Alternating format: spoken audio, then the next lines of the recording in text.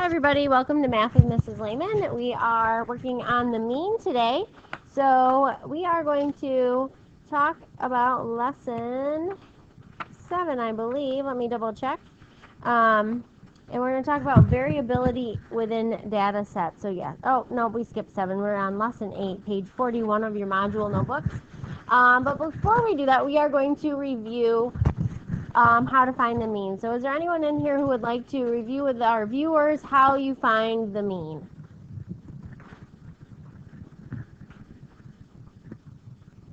A few reluctant children have raised their hand. Willow, go for it. You add up all the numbers.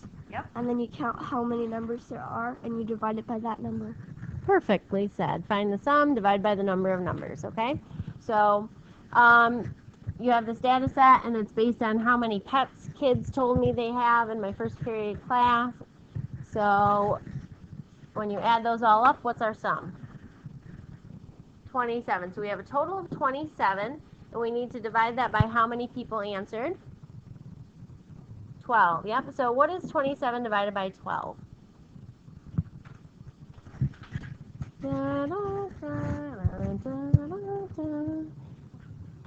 Oh, Jasmine to the rescue. What is it, Jazz? 2.25. Very good. 2.25. 2 and 25 hundredths. Now you can't have 25 hundredths of a dog and have it live. So this means the typical answer, the typical amount is between 2 and a little over 2 dogs. All right. So you're not gonna always end up with whole numbers, and you don't need to round this, but you need to recognize that means it's usually a little bit more than 2 that people get. So one thing we talked about, hopefully on Friday, was that you can never have a mean that is lower than your lowest number. That would be a negative dog. And then you can't have a mean that is higher than your highest value either. All right, some kids lied to me first period and told me how many hours they were outside this weekend. Find the mean of the following data set. You have 8, 18, 4, 5, 12, 11, and 6. So why don't you guys find the sum of all of that data, please?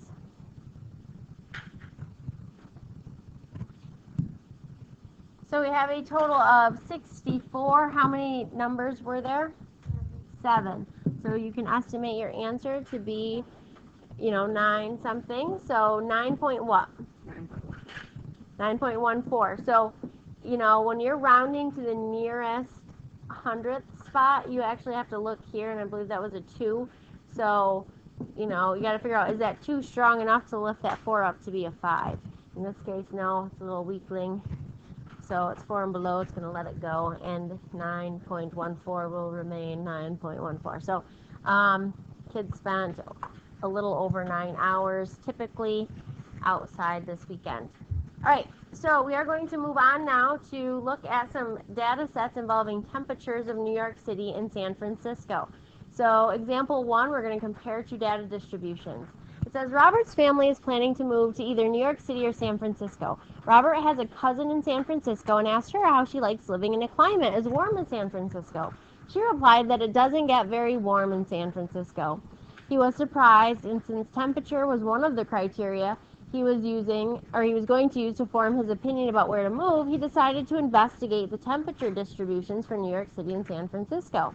The table below gives average temperatures in degrees Fahrenheit for each month for the 2 cities. So what they did is every month, we're on page 41, guys. Every month they took all the temperatures that month and added them together and divided by 30 or 31 or 28, depending on the month, right? And they said this is the average temp for the month, and those are the numbers that you see in this list. So New York City, we start out at 39 degrees in January. It goes to 42. It raises up to 50.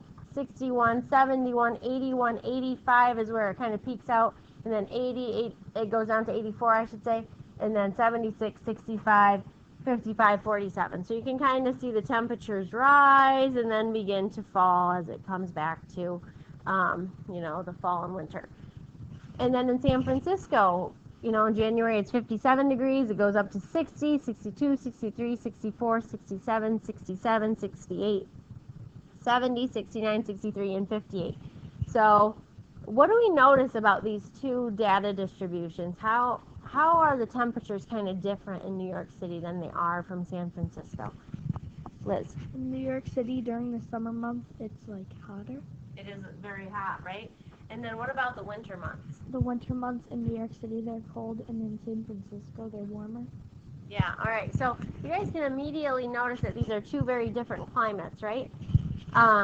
So we are going to find some data to study this a little bit more closely. So if you guys could take the next minute or so, I want you to find the mean for each. So what you're going to do here, if you want to write, if you want to write this right down, New York City, you're going to find the total. You're going to find the sum of all that data. How many months are we talking about in a year? 12. So you're going to divide that by 12. That's going to give you your mean. And then you're going to have San Francisco. You're going to do the same thing. You're going to divide it by 12 once you find that sum. And that will give you your mean. So I'm going to pause the video while the kids work this out. All right, so if you add up all of the temps for New York City, you're going to get a total of 756. And you divide that by 12, you're going to get a mean temperature for the year of 63 degrees. In San Fran, you are going to get a total of 768. You divide that by 12, and you're going to get an average temperature of 64 degrees. So if you look at the average, you're going to see that they have very similar averages, right? It's almost, almost the same number. So their average temperature is about the same. What would you say, as far as variability, which data set is more varied? Now, variability means which one's more spread out, which one has a larger range, which one is more scattered. And then if it's not varied, it means it's tightly grouped together. You don't have a wide range of data. Timothy, which one, New York City or San Francisco, is more varied? New York City. Very good. In San Francisco, we would say is less varied, right? Because the temperatures in New York City are all over the place. In San Francisco, it's pretty steadily in the 60s, essentially. All right. Sometimes, if you want to think about it like people's grades, you could have somebody, hopefully not, but you have somebody who gets 39s, right? But then they're getting as high as 85, but it still comes out to an average of 63. Where in San Francisco, somebody, let's say these are grades, right? You could have somebody who gets a 57, 58 on some things, but gets, a 70, but their average comes out to a 64. The question really becomes not only which one is more varied, but which of these means is a better indicator of the data set. All right, where is the mean a better representative of what temperatures you typically see? Would you say the mean is a better indicator in New York City, or the mean is a better indicator in San Francisco?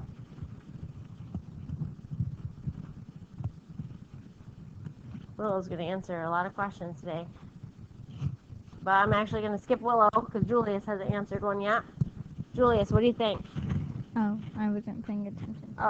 We have that recorded now. Thanks, Julius. He wasn't paying attention. Let me pick on Julius some more. Julius, where would you say it would be more typical to see a temperature of 64, 63-ish degrees? Would you say that's New York City or San Francisco? San Francisco. Very good, yes.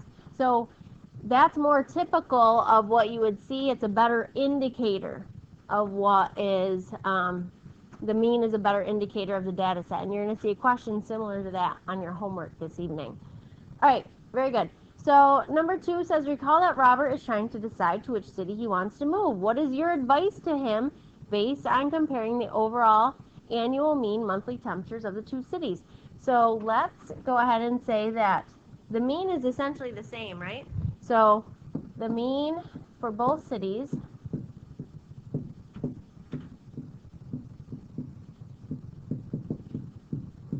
is similar.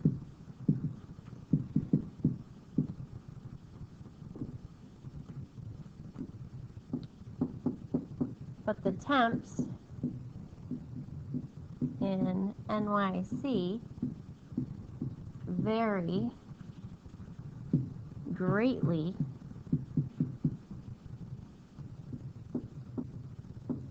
compared to the temps in San Francisco. And I'm doing a lot of abbreviating. And I am recording. That's a good thing. I was kind of like, oh, shoot, did we just do all that and not record? I'm going to pause this while the kids finish this little statement here. We'll be right back. All right, we are going to move on to some dot plots. So I'm going to kind of skip a lot of this gobbledygook, and we're going to look at these two dot plots. So they put all the temps for New York City on the dot plot on the left, and they put all the temps for San Francisco on the right. And there's something that I want to show you guys, and that is a little symbol on a dot plot that will tell you where the mean is.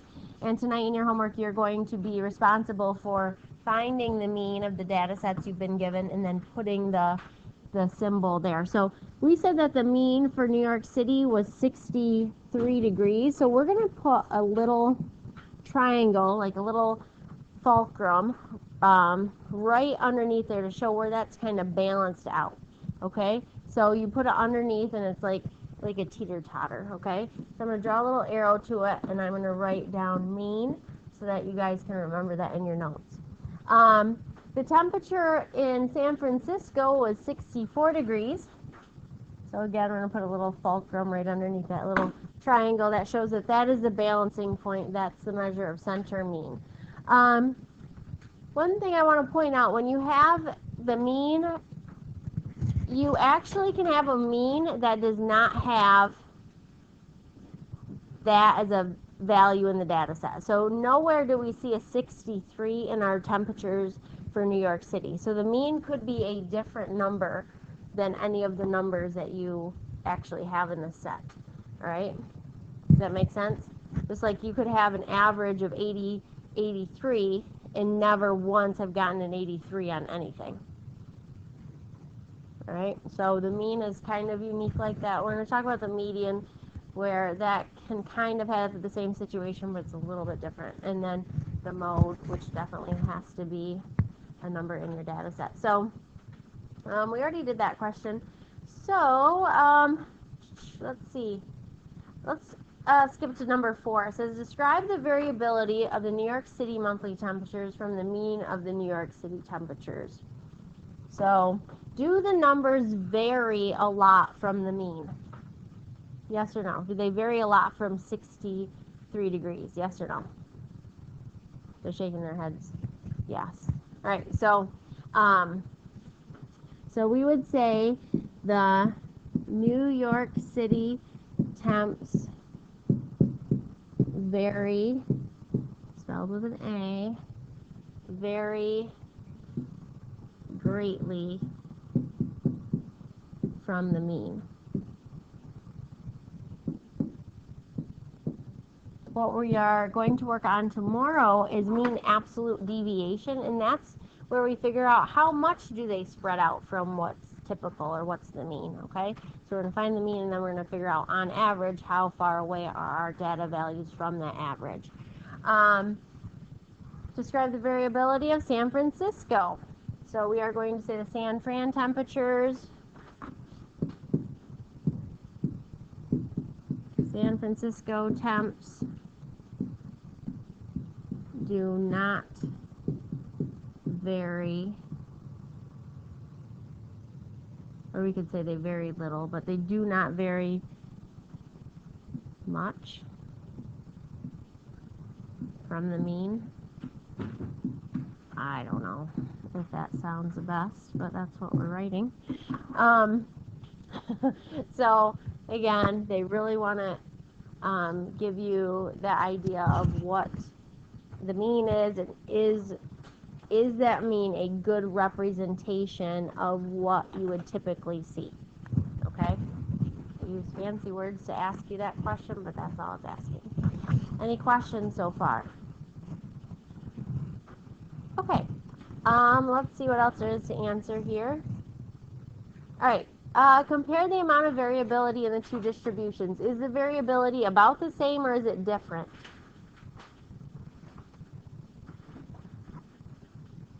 Do they have the same amount of variability? Are they both spread out the same amount, or or not? Tim's shaking his head no at me. So, the variability is different. They are asking the same question about 1,000,000 times. Okay, it's like they are different data sets, but they have a very similar mean. So it's trying to prove a point to you that even though the mean can be the same, the data sets can look very different. So, the variability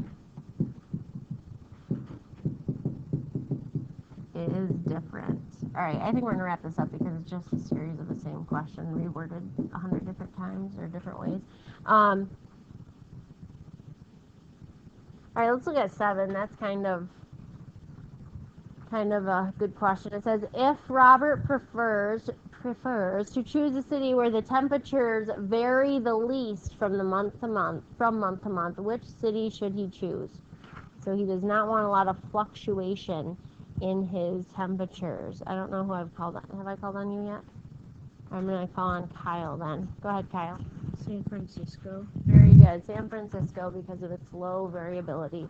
This Robert's a very predictable guy. And he wants to know that he can take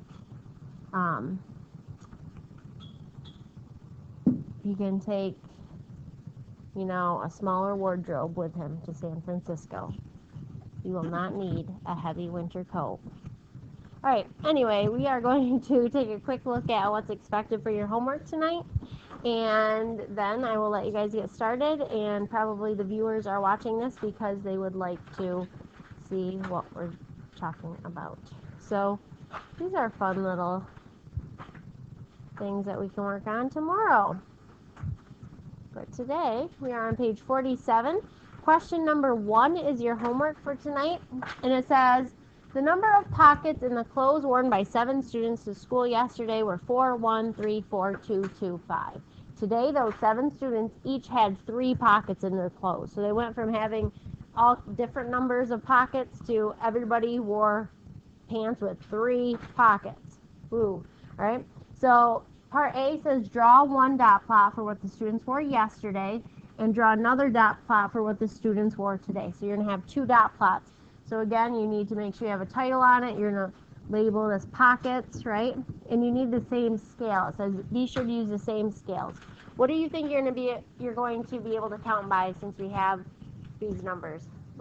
Just by ones would be fine, right? So you could go from 1 up to 5.